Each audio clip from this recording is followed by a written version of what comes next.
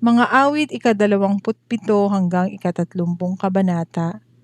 Sa mga kabanatang ito, mababasa natin ang mga awiting tungkol sa tapang sa harap ng panganib, paghihintay sa Diyos, at kagalakang dulot ng kanyang pagliligtas.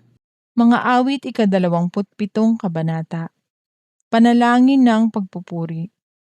Si Yahweh ang ilaw ko at kaligtasan, sino pa ba ang aking katatakutan? Si Yahweh ang muog ng aking buhay, sino pa ba ang aking kasisindakan?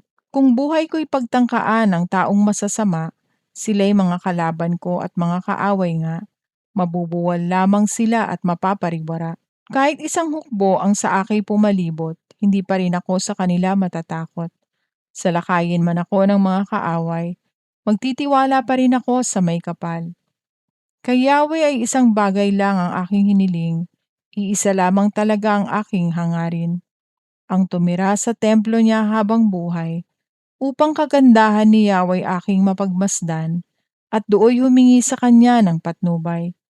Itatago niya ako kapag may kaguluhan, sa loob ng kanyang templo ako'y iingatan, sa ibabaw ng batong malaki ako'y ilalagay. Matatalo ko ang mga nakapaligid kong kaaway, sa templo'y sisigaw ng may kagalakan, habang mga handog ko'y iniaalay, aawitan ko si Yahweh at papupurihan. Pakinggan mo ako, Yahweh, sa aking panawagan, sagutin mo ako at iyong kahabagan. Nang sabihin mo, Yahweh, lumapit ka sa akin, sagot ko'y nariyan na ako at kita'y sasambahin. Huwag ka sanang magagalit sa akin, ang iyong lingkod huwag mo sanang palayasin. Tinulungan mo ako, Diyos ng aking kaligtasan, huwag mo po akong iwan at huwag pabayaan. Itakwil man ako ng aking ama at ina, si Yahweh ang sa akin ay mag-aaruga. Ituro mo sa akin, Yahweh, ang iyong kagustuhan, sa ligtas na landas ako'y iyong samahan, pagkat naglipa na ang aking mga kaaway. Sa mga kaaway ay huwag akong ipaubaya, na kung lumulusob ay mga pagbabanta at kasinungalingan ang dalang sandata. Naniniwala akong bago ako mamatay, kabutihan ni Yahweh aking masasaksihan. Kay Yahweh tayo'y magtiwala, manalig sa Kanya at huwag manghinawa. Kay Yahweh tayo magtiwala. Mga awit ika-28 kabanata. Panalangin upang tulungan ng Diyos.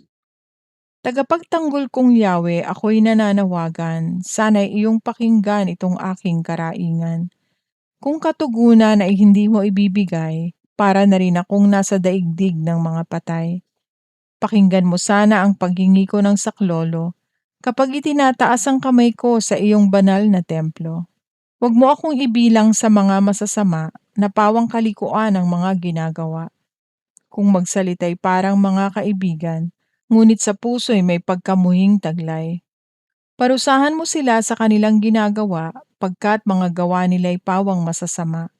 Parusa sa kanila'y iyong igawad, ibigay sa kanila ang hatol na dapat. Mga gawa ni Yahweh ay di nila pinapansin, mabubuti niyang gaway ayaw intindihin. Kaya't sila'y kanyang pupuksain at hindi na muling pababangunin. Si Yahweh ay dapat purihin, dininig niya ang aking mga daing. Si Yahweh ang lakas ko at kalasag, tiwala ko'y sa kanya nakalagak. Tinutulungan niya ako at pinasasaya, sa awiti pinasasalamatan ko siya. Iniingatan ni Yahweh ang kanyang sambayanan, siya ang kanlungan ng kanyang haring hinirang. Iligtas mo, Yahweh, ang iyong bayan, ang mga sa iyo ay iyong basbasan. Alagaan mo sila magpakailanman, tulad ng pastol sa kanyang kawan. Mga awit ika-29 na kabanata. Ang tinig ni Yahweh sa gitna ng unos. Purihin ninyo si Yahweh, mga nilikha sa kalangitan, kilalanin ang kanyang lakas at kanyang kalwalhatian. Purihin ang kanyang maluwalhating pangalan. Sambahin si Yahweh sa banal na kaayusan. Tinig ni Yahweh naririnig sa ibabaw ng dagat. Ang dakilang Diyos ay nagpapakidlat. Umaalingaungaw at naririnig ng lahat. Tinig ni Yahweh makapangyarihan at punong-puno ng kadakilaan. Maging mga punong sedar ng Lebanon, sa tinig ni Yahweh mawawasak ang mga iyon.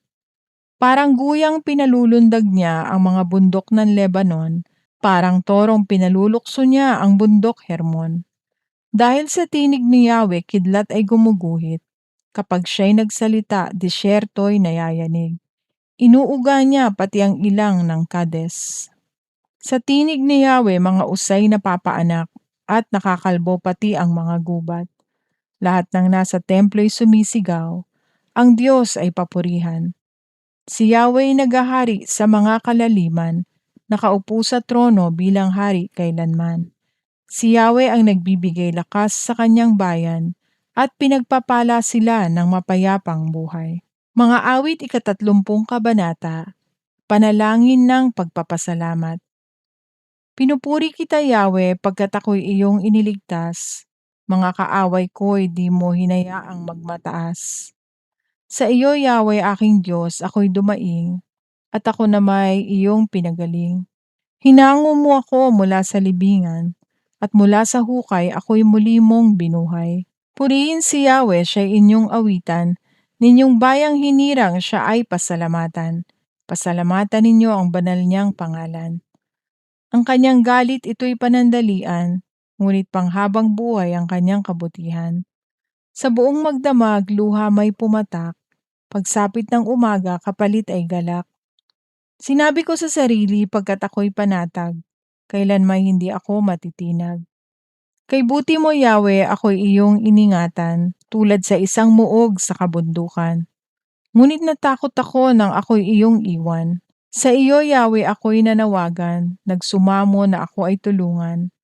Anong halaga pa kung ako'y mamamatay? Anong pakinabang kung malibing sa hukay? Makakapagpuri ba ang mga walang buhay? Maipapahayag ba nila ang iyong katapatan? Pakinggan mo ako, Yahweh, at kahabagan. O Yahweh, ako po sana'y tulungan. Pinawi mo itong aking kalungkutan. Pinalitan mo ng sayaw ng kagalakan. Pagluluksa ko ay iyong inalis. Kaligayahan ang iyong ipinalit. Aawit sa iyo ng papuri at hindi ako tatahimik. O Yahweh aking Diyos, pasasalamat ko'y walang patid.